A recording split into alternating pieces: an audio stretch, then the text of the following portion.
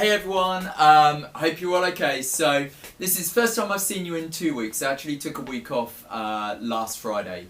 I feel it's important for all of us in this climate that we're in at the moment, which is very kind of screen driven.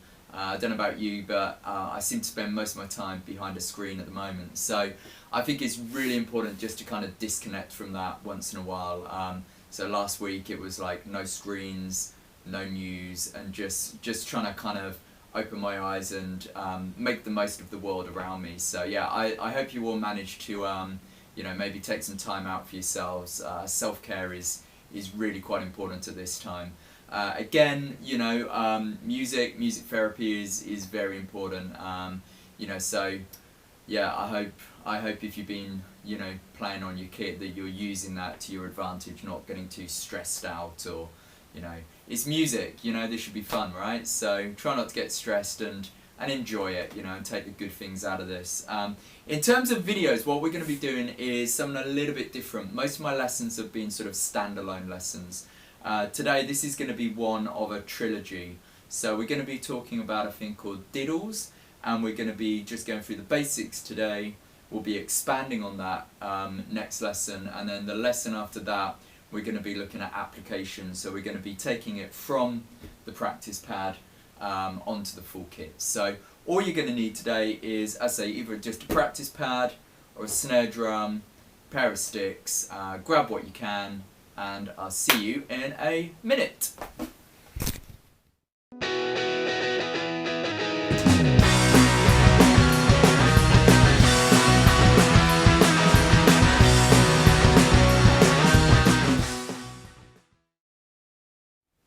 So, as I said in the introduction, this is going to be the first of 3 lessons looking at something that are called diddles. Now, today's lesson we're just going to be going through the absolute basics of this. Now, what is a diddle? You probably heard the term before, within paradiddle. Okay. Now, diddle generally refers to like the double sticking aspect of it. In this sense, what a diddle is going to be is a doubling up of a note. And we're going to be concentrating on semiquavers, or what we call sometimes 16th notes. Now, again, if you would double one of them, a semiquaver doubled is what is called a demi-semiquaver. Okay? Or if you're calling them 16th notes, you double it to a 32nd note. Okay, so they are very quick note values at this point. Now, how we sort of actually go about this is starting off with a group of 4 semiquavers, which we know we count 1 E and A, and we're just sticking right, left, right, left. Now we're going to go through each 4 subdivisions, so each 4 notes of semiquavers, and we're going to double number 1 up, number 2 up, number 3 up, number 4 up. So if we were to double number 1 up, right, left, we double up that first right hand. But what we're going to do, we're going to play that as a double sticking. So it would be right, left. Okay, so it goes from 2. Okay, now what is really important throughout all of these, no matter where we put the diddles, is that it shouldn't interrupt the flow of our single sticking. Okay, so what we will find is at this point where we're just using semiquavers, the single sticking remains right, left. And when we put in a diddle, it doesn't interrupt the flow. So that remains the same, no matter where we put the diddle. So again, when we get it a little bit quicker, you still end up with that same single. A bit quicker. Yeah, so that will not change. Okay, so going back to the first initial exercise, we've got right, left, right, left, right, left, right, left, right, left. Okay, and we can just play that slow together to begin with. Right, left, right, left, right, left, right, left. So that's the first placement.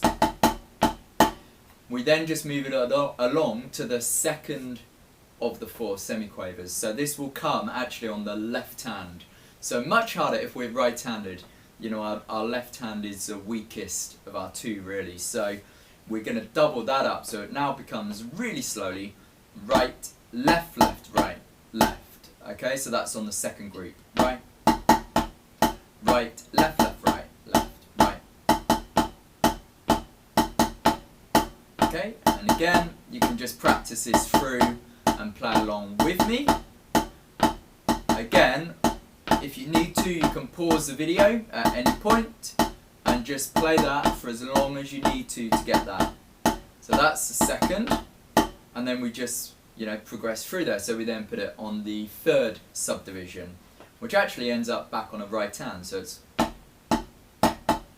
okay, right, left, right, right, left, right, left, right, right, left, right, left, right, right, left. Okay, we don't have to necessarily worry about a metronome at the moment. Just get the sticking and the feel right. And then we end up with the 4th note, 4th subdivision, which does end up back on the left hand. So, okay, or right, left, right, left, left, left, right, left, right, left, left. Again, you can play along with me. As I say, your hand should still not interrupt the flow of single sticking. Okay, now this is like hugely important, and it can be applied onto the kit in so many different ways, in grooves, in fill-ins. There's so much you can do with that, and we're gonna, you know, take that further in the next couple of lessons. But, you know, in terms of even just a warm-up exercise, it's brilliant, and it's great for double sticking. It's great for everything, basically. So I definitely use this as a warm-up exercise all the time. Now, as a one long exercise, this is what we're going to aim to do. We're going to do a bar of it on the 1st subdivision, a bar on the 2nd subdivision, a bar on the 3rd subdivision, and then a bar on the 4th subdivision. So you're just moving that diddle through the semiquavers. And you'll find that it will go from your right to your left, back to your right, back to the left. Okay, the hardest thing with this is really when you repeat round to the beginning, because you end with a diddle, but you then start with a diddle. Okay, I'm going to do it again really slowly without a metronome, and then we'll put it with a metronome. So it starts on the 1st, right, right, right, right, right. And then the 2nd, right, left, left. So again, that's just moved on to the next subdivision. And then it moves on to again, right, left, right, right. Again for a bar, and then it moves on to the last one. Now again, when it repeats round, you've got to watch that flip over. Okay, and again, you can play this through with me. This is obviously very slow at the moment, but you can work the tempo up of this.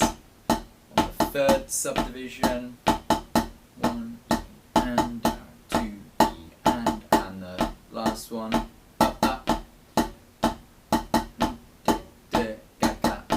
Okay. Now, if you can, try and work that up to 60 to begin with. Now, for some people, 60 is going to seem really slow. For other people, 60 may seem really quick, yeah? Obviously, you know, we're all at different levels, all at different abilities, so, you know, don't stress out. Just take it at whatever tempo feels good for you. So this is at 60. 1 E and a 2 E and a 3 E and a. So that's what the hands are going to be doing. And then you're diddling up. Okay, I'm going to play the whole exercise through after 4. 1, 2, 3, 4. And then the next. The next. And then the last. And then repeat.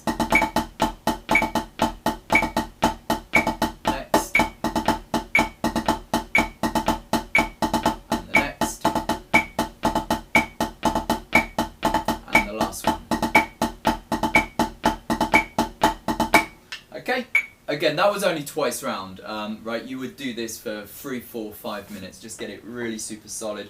Probably going up 10 BPM at a time. Again, imagining that the diddle, you're obviously playing as a demi-semi-quaver, so even a 10 BPM jump up will seem pretty quick. I mean, let's just now go up to 80. So again, you know, if this is too quick, just slow it down. Again, just get that initial 1 E and a 2 E and a 3 E and a 4 E and a, and here we go. 1, 2, 3, 4. Then the next. Next. And the last. And repeat. Next. Next. And the last.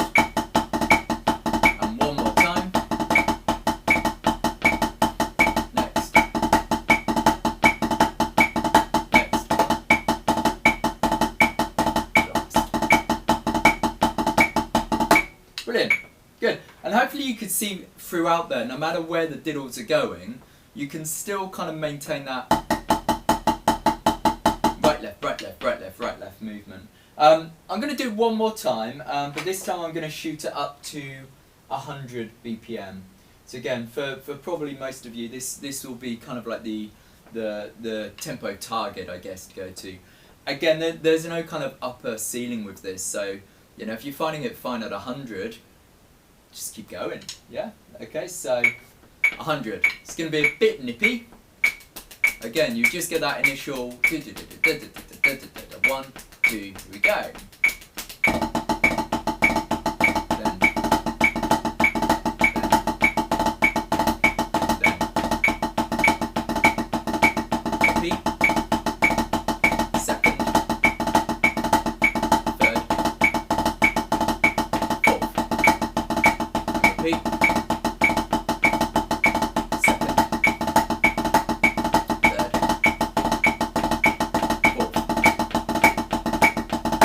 Good, brilliant. And as I said, that's only 3 times around that time. You would go for much longer than that. Now, what I would suggest is, you know, before we go on to expand on that next lesson, which is what we'll be doing next Friday, just try and get some time, get this really, really down, and try and increase the tempo, you know, to whatever you can do, really, but really kind of push yourself on this. As I said, brilliant exercise. Great little warm-up, and as I say, what we'll do in a couple of lessons, we'll look at applying that to the rest of the kit. This is absolutely brilliant for kind of like developing fill-ins, 16th beats and stuff like that. So yeah, just let me know if there's any problems, any questions. You can either comment below, send me an email, please subscribe if you can, and I will see you next week. Have fun with this and see you all soon. Take care, bye.